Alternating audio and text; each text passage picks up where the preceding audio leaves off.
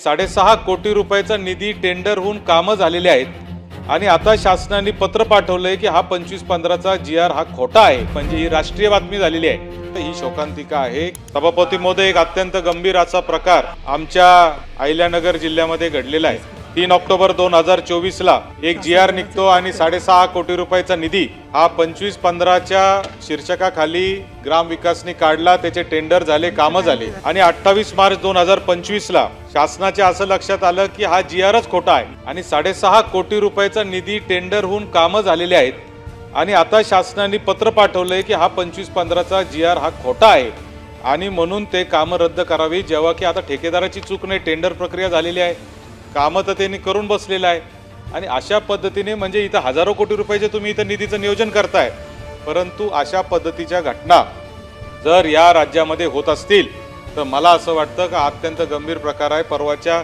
सगळ्या वर्तमानपत्रांमध्ये, विशेष करून इंडियन एक्सप्रेसमध्ये याची सविस्तर माहिती या ठिकाणी आलेली आहे। म्हणजे ही राष्ट्रीय बातमी झालेली आहे आणि अशी जर राष्ट्रीय बातमी जर महाराष्ट्रामध्ये होत असेल तर मला असं वाटतं की ही शोकांतिका आहे की आपले खोटे GR जर निघून निधी जर खाली जात असेल तर मला असं वाटतं की शासनाने याच्यावर गंभीर दखल घेऊन काहीतरी उपाययोजना केली पाहिजे।